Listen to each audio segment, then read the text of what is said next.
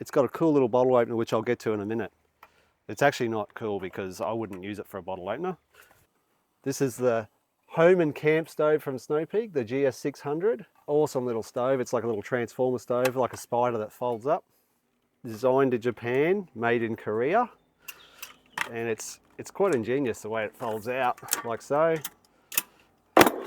And you can just put the canister straight in, which I'll show you some details in a minute. And this will just give you an idea of how big it is.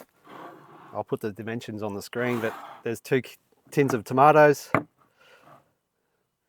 Or you got your taller tins of soup or chunky beef stew, whatever it is. That gives you an idea. You can see the profile here, but if you go that way, you can see it's quite slim that way, like so. Or a canister, as we're all familiar with those. I'll just put it on its side just to give it some scale. Measurements on the screen don't always mean too much. I got this from Amazon in Australia here. The black version's is about the same price. It's $140, which is about, I think it's $93 US. But just remember, I found this out after I'd already purchased this and placed my order, but there's a silver version, which is it's $118, which is $78 US for the silver version, which it's just a different color here. And you can get the black one, which is the same price as the khaki version. This is a khaki version. Feels really good quality in the hands. It's quite solid. So this here weighs in at 1.4 kilos or 3 pounds. I'll show you a bit of a clip how to put it all together in a minute, but it just folds around like that, folds up like that.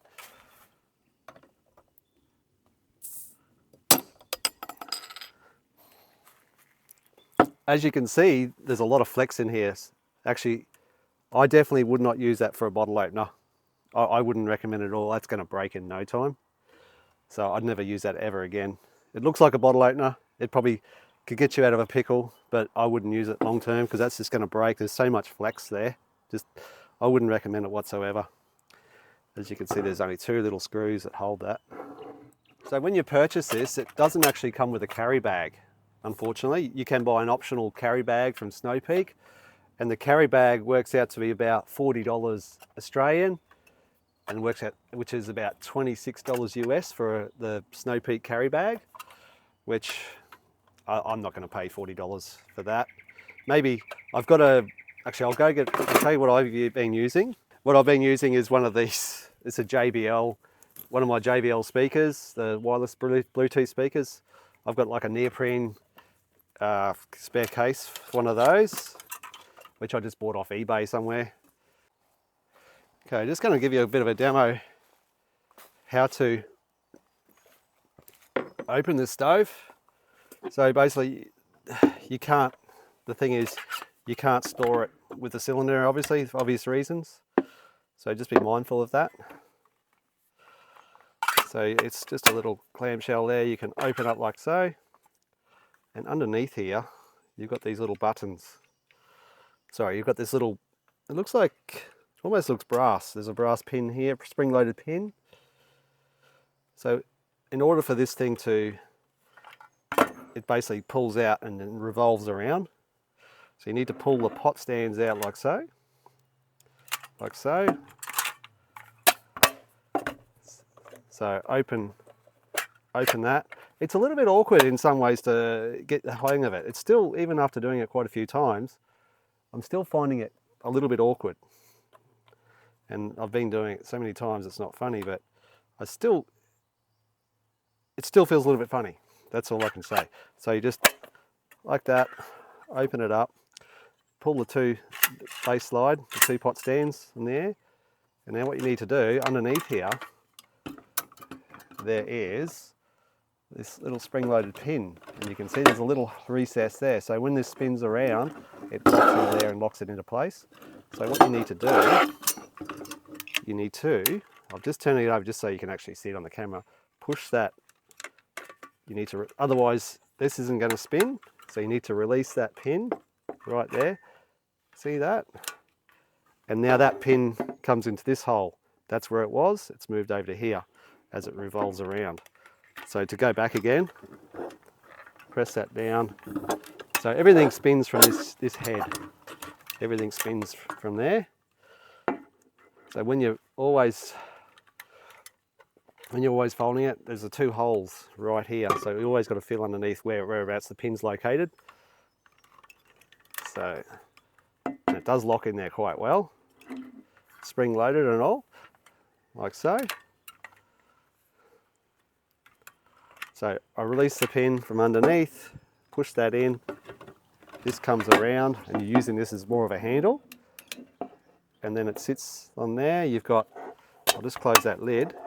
But you've got this here, which I thought originally was a bottle opener, which I wouldn't use, definitely wouldn't use for a bottle opener. You've got this little leg here, so you can just place that on there. That is a plastic leg. And where this, another thing with that bottle opener, where it's made into this base, it's a plastic base, so that's not going to withstand any continued of opening of bottles. Anyway, as you spin it around, like so, and there it is. Open this up. So this notch here lines up with that notch there. There is a magnet in here that runs around, and the magnet will grab onto this part of the bottle. So line that notch up with this little tab here. Slide that in, and just push it in gently, and the magnet will grab onto that, and then you can just shut that up and turn. That's the ignition system starts every time. Look at that. There's no delay. It just very good quality. Really well built. Quite solid. You've got this copper plate that runs underneath the burner. Runs underneath. So if you've got a pot here, it's going to radiate heat from the pot or pan or whatever you got onto this copper plate, and you can see and copper being the second best conductor down from silver, so it transfers the heat down here. And it's all connected under here, and it actually heats the can. So if you're in cold weather, obviously freezing's not going to work, but it actually, the can sits on the copper plate. This is what I think is really good, and it heats the can up just to give it a little bit more, stops the can freezing up. And I just want to point out that this copper conductive strip, it's like a electrical bus bar that runs through to heat this bottle up. But so if you've been using the system for a while, it does get hot. I'm just going to put a bit of spit on my finger, and you can see it sizzle up there. A bit unorthodox, but you get the point. There is a few copycat stoves out there, but just think of this as a whale stove with the blowhole at the top, because I see the other ones have got holes on the side. Okay, as far as pot sizes go, this is a little Tom Shoe 750ml 3-cup pot that I use a lot for hiking and what have you, and this is no good for that. You can see there the pot stand's distance is far too great for that. I have to use this pot here for heating water. You can buy trivet adapters or adapters on AliExpress, which I'll probably end up buying, which adapt here, and you can put smaller pots and what have you in there. It's nearly 7 inches in diameter, this one, and that fits on there fine. Okay, just with this temperature regulation, I just want to emphasize, so that's ignited. This is the lowest setting, and once you go past this number 1 here, it has a tendency to turn off, as in that's it. So, but you can sometimes, if you're really finical, you can just go just below that one, just a tiny bit, and it's still just to get a really nice low simmer. I've found that. But obviously, if you've got a little bit of a breeze, you're going to need a windshield around it, because that flame will blow out. I'm actually going to do a wind test in a minute, and we'll get the blower on it and just see how much wind it can withstand without before it blows out. So yeah, just be mindful. Once you get to 1, that's about the lowest point. But you can, if you're really, really finicky, you can just go below it. See, that's turned out. See how far you can probably see it's just below that 1, it's gone out. I'll turn it on again. Just go just below the 1, just a tiny little bit. That's still going. There's a tiny amount of heat coming out of there. So if you really just want a really low simmer, you can see the heat coming off that. It's just a very low heat. I can hold my hand there for a little bit until it gets too hot. But yeah, just to sort of point that out. And then obviously flat outs there, but it burns really nice. And I just need to cook some popcorn while we're talking. I just like to use a little bit of olive oil. Just put some popcorn in there. It's pretty still today. I don't need the windbreak on this. There we go. Okay, I just want to do a boil test today like we did with that Boundless Voyage wood stove the other week.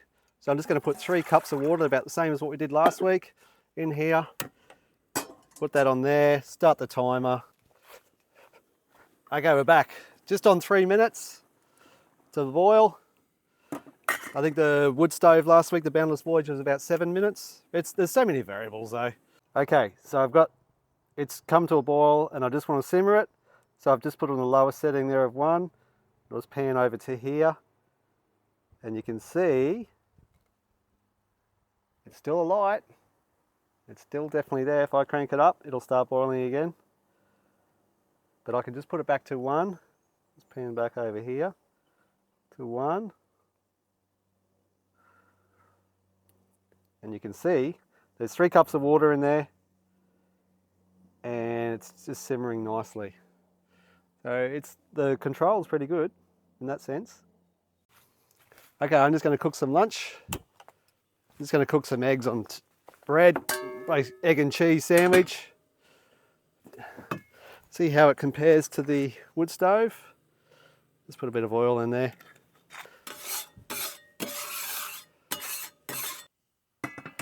Yeah, I think these put out about 8,300 BTU, whatever that means.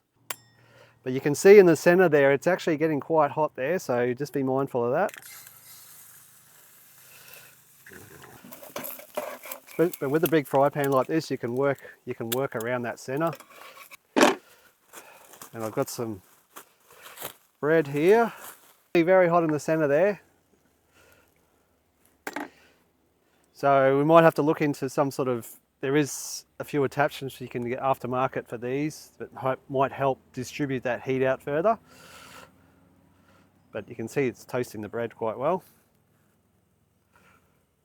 Yep. You can see the center there, it's gotten really hot. It's quite a concentrated flame. Then on there. And on there. Give that a bit of a trim. Back onto there. That's my lunch. Okay, just want to do a wind test with the Milwaukee blower here. So I'll just start it up.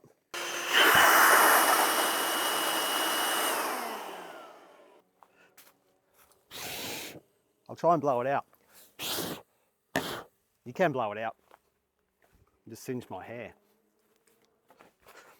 Not sure what I really achieved with that, but long story short, you can still blow it out.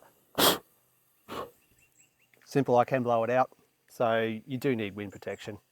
Okay, overall, I think this is a great quality stove. It's compact. You can stick it in places as opposed to one of these stoves that I've been using. These are relatively flat. This one's relatively flat. This is quite thick. But the fact that you can stash this in places, which I will do in here in this vehicle here.